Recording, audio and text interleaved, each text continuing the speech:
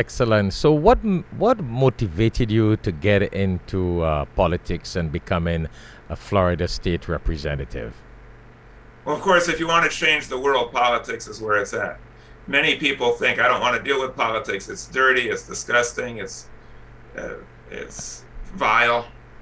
It's people are doing things that are not ethical, and they don't want to get involved. It's a dirty business. I figured that's all the more reason I should be involved. I Right. want to get involved to try to make it better, to try to fix it. And if you want to affect policies of guns, of the environment, of women's rights, of war and peace, the legislature, that's where the action is. I didn't want to be knocking on the door. I wanted to be one of the people helping to create the laws. And I was there for 2 years. I had a wonderful time there. But as you can see, just listening to me now, I'm very outspoken. I don't say anything that I don't believe. And if I think something's wrong, I'll say it. People like that don't last long in the legislature. So when I was elected, I was a Democrat, still am. Democratic Party welcomed all the new legislators. And they said, okay, here's a list of lobbyists. Call them up. Schedule a lunch or a breakfast. They'll pay, it's free. Find out what they want. And let's try to do their bidding because our party needs money in order to function. Mm-hmm. And I raised up my hand and I said, I refuse to do that. I said, I'm not here to curry favor with lobbyists. I'm not here to raise money. I'm here to raise issues. I'm here to raise consciousness. That's what I do. You want to send me around and speak to people about issues, I'll do that. I'm not meeting with lobbyists, and I don't want their free meals. And afterwards, I was severely chastised and told that I'm not a team player. I don't play as a team. The team needs people who are going to help raise money. And if I'm not doing that, then I'm not part of the team. So I said to them, well, maybe I'm on a different team, but the team I'm playing for is the one that represents the people of Florida. And I did. I acted independently, and I refused free meals. And I campaigned for campaign finance reform, where lobbyists couldn't donate all this money and corrupt the system. And I was very strong on the environment, on protecting the Everglades and protecting the environment from climate change. The Democratic Party itself is the one that took me out.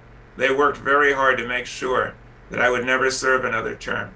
Many of the people in power told me that they would make sure that I was out. And they carried through.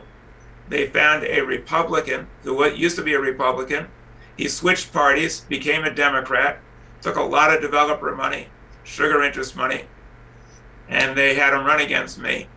And the whole party was behind him. It was a very close race, but I lost by 500 votes. It's very, very disappointing. But I feel good about my time there. I feel good that I spoke out. I said what I needed to say, and I didn't compromise who I was. So I remember also clearly, the sugar industry, I don't know if people know this, you reach people all over the world.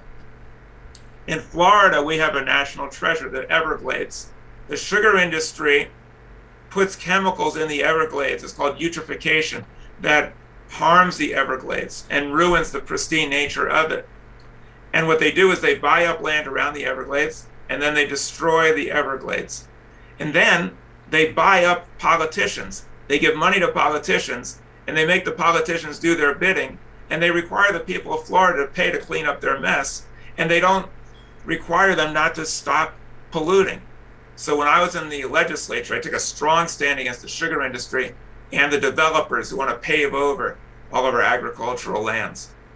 Well, the sugar industry didn't like it, and the Democratic Party didn't either, because they get money from them. And so I remember there was a big conference with the sugar industry, and they were sponsoring it, and a lot of it for the Democratic Party. And the representative of the sugar industry said, Representative Silver, you've been very difficult on the sugar industry, but don't you agree that there are two sides to every question? I said, absolutely there are. There are two sides. There's the truth, and then there's your side. There's the people who are fighting to protect the planet, and then there's your side. And there's the people that believe that the legislature should represent the people, not the special interests, and then there's your side. Your side wants to have a legislature that is for the lobbyists, of the special interests, and by the wealthy. And I believe that the legislature should be of the people, by the people, and for the people. And at that, they raised a ton of money to take me out of office, and that's why I'm not there anymore. That is interesting, Rabbi. That is very interesting.